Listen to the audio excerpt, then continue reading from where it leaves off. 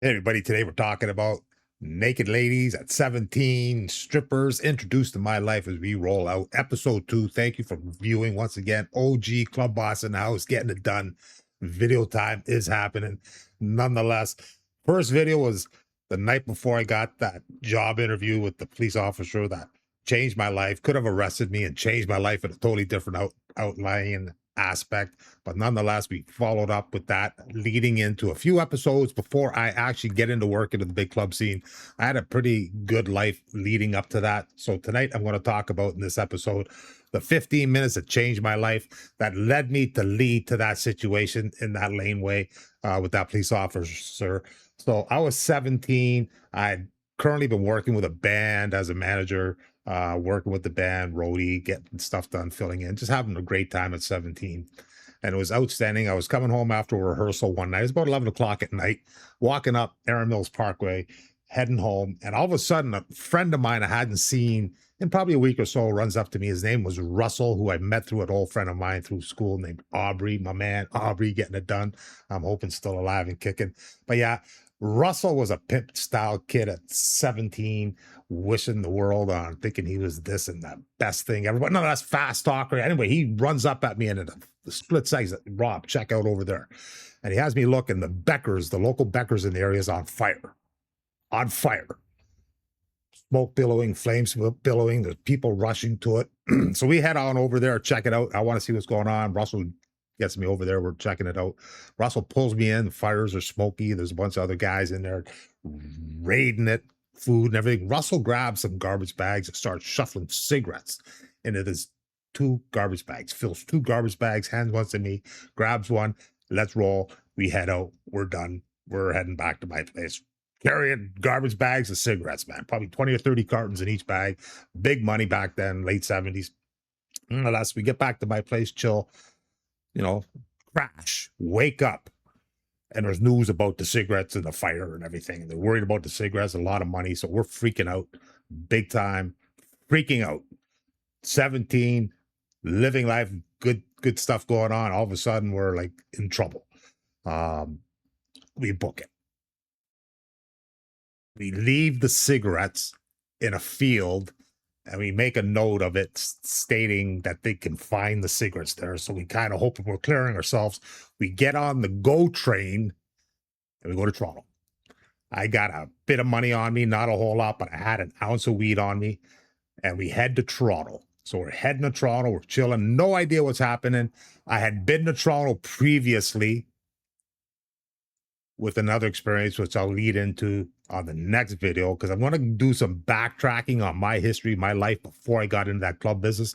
And that's all going to be club business from 1980 on. So I'm leading up from my year I was born to 1980. We're in the 70s, late 70s right now, putting it together the best I can. So here we go. We're heading to the big city. I had spent a little bit of time there previously, which I'll talk about maybe in this video, but definitely the next one for sure. So we're downtown, minimum money, no idea where we're going to stay, not sure what's happening. Russell, I don't know his situation on being in the location.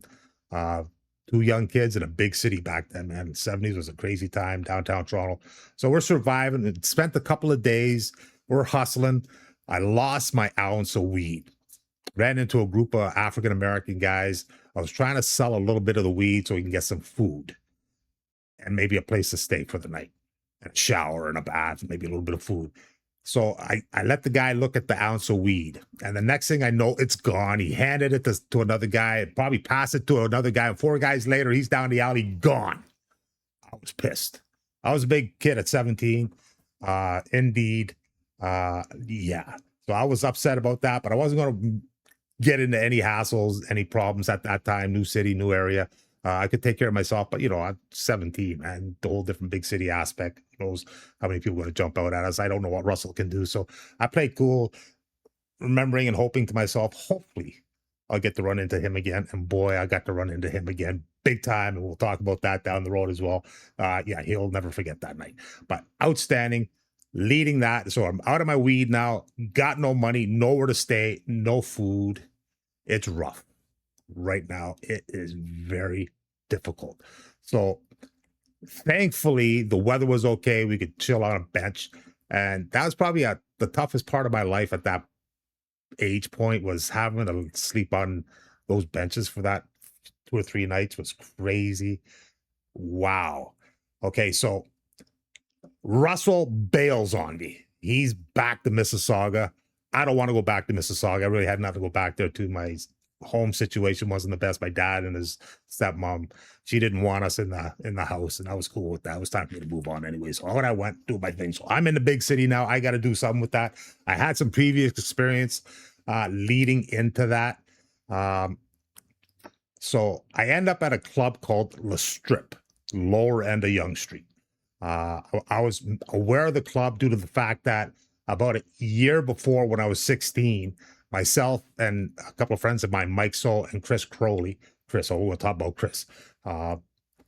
We visited that club. The special thing about Le Strip on Yonge Street, lower end Yonge Street, like the 100 block of Yonge Street, Yonge and Queen area, was they did not serve alcohol, but the girls got fully naked. At that time, there was not full nudity with alcohol, but if you did not serve alcohol, you'd have the full nudity.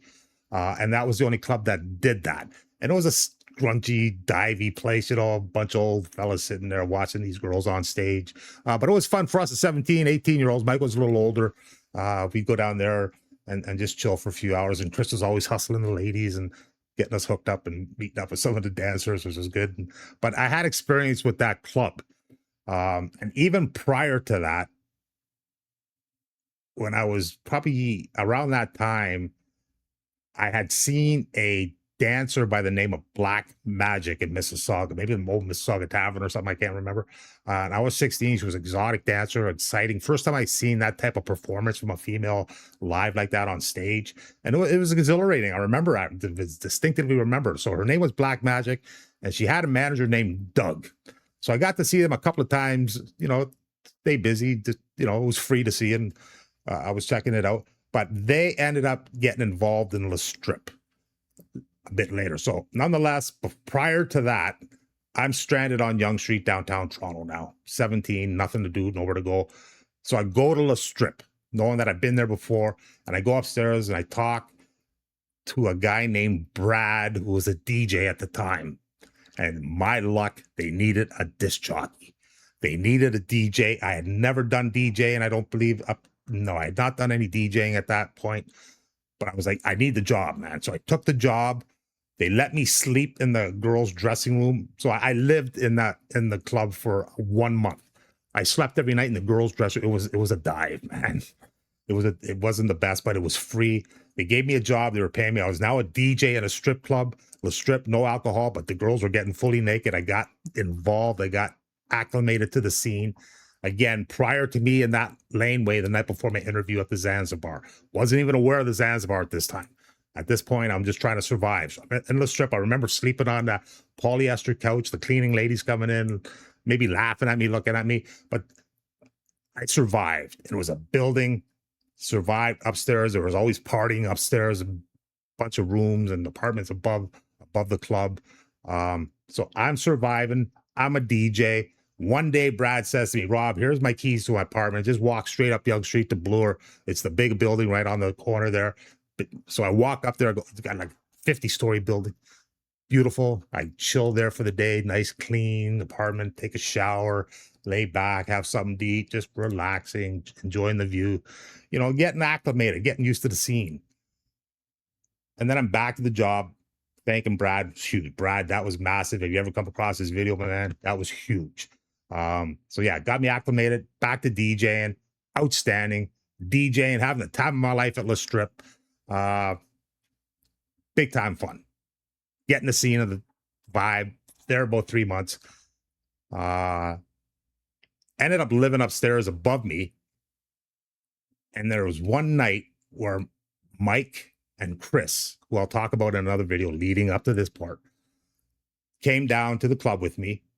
And at that time, Black Magic, the dancer, and her husband, Doug, had owned Le Strip. So I was now working for them. And it was great. I loved it. Wow, it was great. So for a month, I was working with them now. Great pay, DJing, beautiful naked women all day. I'm still 17, not even 18 yet. Loving it.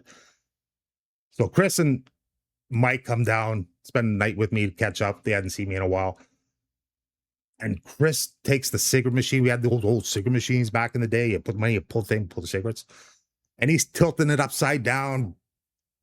Big machine, man. Fucking trying to get cigarettes to come out upside down and everything. I freaked out on him, set it all back straight, not understanding what happened inside the machine.